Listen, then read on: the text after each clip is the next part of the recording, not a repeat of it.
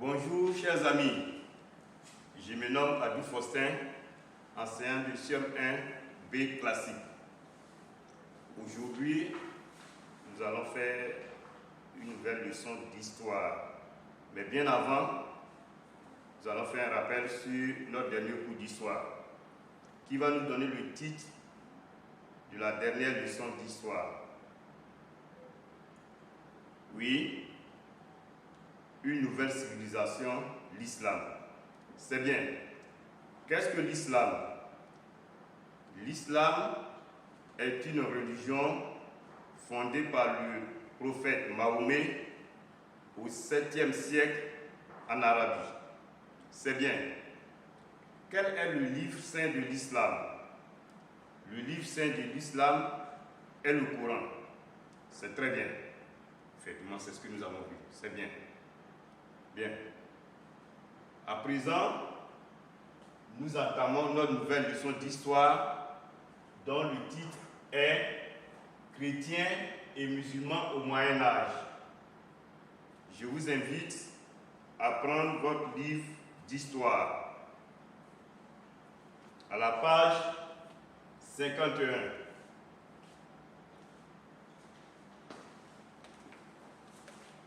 Bien. Sommes-nous tous à la page 51? Vous voyez cette illustration qui va nous donner le titre de ce document que nous voyons à la page 51. Oui, lis. Affrontement entre musulmans et chrétiens en Espagne. C'est bien. Tout le monde a retrouvé cette page? Ok, merci, c'est bien. Bien, observez attentivement ce document.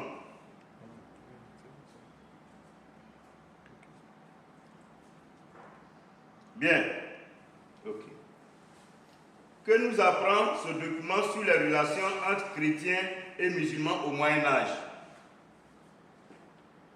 Est-ce qu'à partir de l'observation de ce document, nous pouvons dire que les relations entre musulmans et chrétiens au Moyen-Âge étaient des relations de fraternité ou d'amitié? Oui, à partir de l'observation de ce document, nous pouvons dire que les relations entre chrétiens et musulmans au Moyen-Âge n'étaient pas des relations de fraternité ni d'amitié. Bien.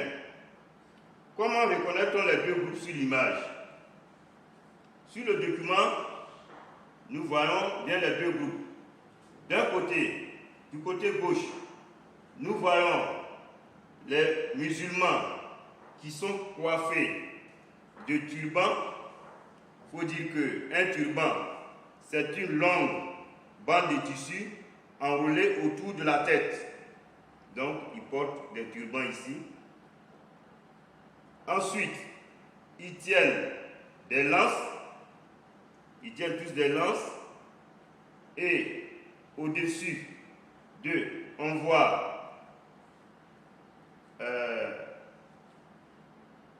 une image ici. Cette image a des formes géométriques. C'est bien. En face d'eux, on voit des chrétiens. Les chrétiens sont coiffés de casques. Ensuite, ils portent des masques.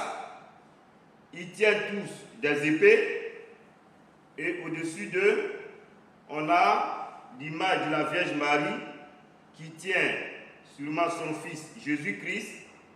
Et les chrétiens tiennent aussi des croix. C'est bien. On disait tantôt que le titre du document nous dit que les affrontements entre musulmans et chrétiens ont eu lieu en Espagne. On va chercher à localiser l'Espagne sur la carte de la page 176 dans ce même livre. Donc nous allons tous à la page 176.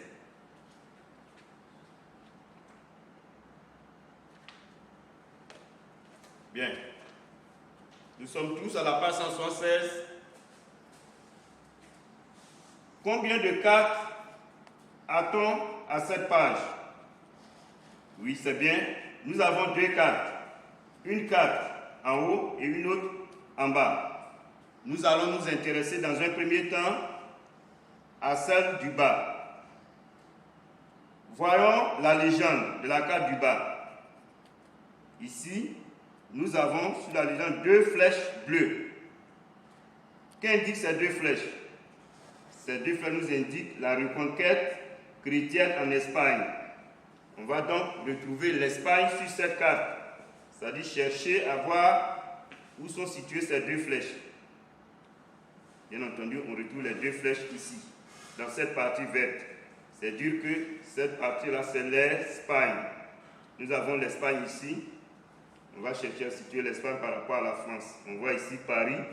Paris, c'est la capitale de la France. En dessous, on écrit Royaume de France. Donc la France est ici. Et l'Espagne est au sud-ouest de la France. L'Espagne est située au nord de l'Afrique. Ici, nous voyons Tunis. Tunis, c'est la capitale de la Tunisie. Donc, ce continent, c'est l'Afrique, c'est le continent africain, ici. L'Espagne est là. C'est bien. On va chercher à situer l'Espagne sur la carte du haut. En haut, ici, vous voyez, de façon géographique, l'Espagne est là. Nous avons notre Espagne avec deux villes, Tolède et Cordoue. Deux villes espagnoles. Nous allons retenir ces deux noms-là, Tolède et Cordoue. On revient sur la carte du bas. On voit toujours la légende. On a un point bleu et un point rouge ici. Que nous indique le point bleu? Le point bleu indique le lieu de pèlerinage chrétien. Et le point rouge, c'est le lieu de pèlerinage musulman. On retrouve ces deux points ici. Vous voyez bien. Quelle ville dit-on? Jérusalem. Jérusalem est donc un lieu convoité, bien fréquenté par les deux groupes, le groupe chrétien et le groupe musulman. Ici, on nous dit lieu de pèlerinage chrétien, ville sainte chrétienne. Lieu de pèlerinage musulman, ville sainte de l'islam. Donc, Jérusalem est un lieu convoité par les deux peuples, le peuple musulman et le peuple chrétien. C'est bien. On repart à notre page initiale. À la page 51. Bien. Nous sommes à la page 51. On a vu que ce dessin nous présente l'affrontement entre chrétiens et musulmans en Espagne. On vient de localiser l'Espagne sur la carte. Donc on va tourner la page pour prendre la page 52. À la page 52, tout le monde voit le test du document 3. Bien, je vais vous lire ce test. On suit attentivement. Il faut que, sans tarder, vous partiez au secours de vos frères chrétiens qui habitent les pays d'Orient et qui déjà, bien souvent, ont réclamé votre aide. Les Turcs et les Arabes musulmans les ont attaqués. À ceux qui partiront à Jérusalem et qui mourront, soit sur terre, soit sur mer, ou qui perdront la vie en combattant les païens, je leur promets, en vertu de l'autorité que je tiens de Dieu, le rachat de leurs péchés. Que ceux qui étaient auparavant habitués à combattre méchamment en guerre privée contre les fidèles se battent contre les infidèles. Que ceux qui jusqu'ici ont été des brigands deviennent des soldats et gagnent à présent la récompense éternelle. Ce texte a été écrit par le pape Urbain II qui appelle les chrétiens à partir pour la croisade en 1095. Qu'est-ce qu'une croisade? On dit le pape invite les chrétiens à partir pour la croisade. Une croisade, c'est une expédition militaire. Donc, c'est comme si le pape demandait aux chrétiens d'aller libérer leurs frères à Jérusalem. Ils vont en tant que militaires. Et ceux qui participent à la croisade, j'écris bien le mot croisade du tableau, la croisade. Bien. Donc la croisade est une expédition militaire. Ceux qui participent à cette croisade-là sont appelés des croisés. Donc ce sont les croisés qui participent à la croisade. Donc les croisés, ce sont les chrétiens qu'on envoie en guerre, si vous voulez, pour libérer leurs frères chrétiens qui sont attaqués par les Arabes musulmans à Jérusalem. Bien. Donc, on prend la page 53, document 5. On voit ici la prise de Jérusalem par les croisés en 1099. Donc, ici, vous voyez bien sûr l'image, on voit encore deux groupes.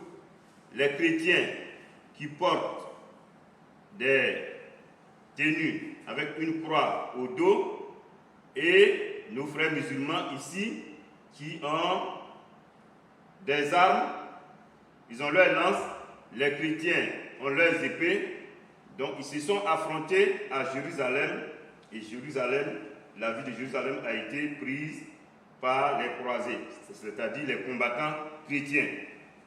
Mais il faut retenir que les relations entre chrétiens et musulmans n'étaient pas fondées seulement sur des conflits. La preuve, je vais vous lire ce texte, soyez attentifs et écoutez-le bien. La passion de l'étude m'avait chassé d'Angleterre. Je restais quelque temps à Paris. Je n'y vis que des sauvages. Il faut entendre ici des sauvages, c'est des incultes. Ici, des sauvages, ce sont des incultes. Des gens sans savoir, sans culture. Donc, celui qui a écrit le texte dit qu'il a trouvé à Paris des incultes, des gens qui n'avaient pas de savoir, dans leur siège d'école. Aussi, comme de nos jours, c'est à Tolède. Tolède, on a vu Tolède tout à l'heure, se trouve où? En Espagne. Tolède est une ville de l'Espagne. Donc, il dit ici, comme de nos jours, c'est à Tolède que l'enseignement des Arabes, qui consiste surtout dans l'arithmétique, la géométrie, l'astronomie, la musique, est dispensé aux foules. Je me hâtais de m'y rendre pour écouter les leçons des plus grands savants du monde. Ce texte a été écrit par Daniel de Morlaix. Daniel de Morlaix est un chrétien. Donc, il découvre la science arabe. Il quitte. Il dit qu'il a quitté d'abord l'Angleterre.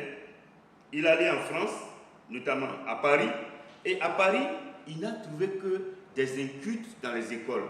C'est-à-dire que des gens qui n'avaient pas de savoir. Alors, il a quitté Paris pour aller à Tolède, où il y a des Arabes qui détiennent le savoir. Donc, ce chrétien quitte son monde chrétien pour se rendre chez les Arabes pour apprendre le savoir arabo-musulman. Vous voyez? Donc, les chrétiens et les musulmans ici s'entendent.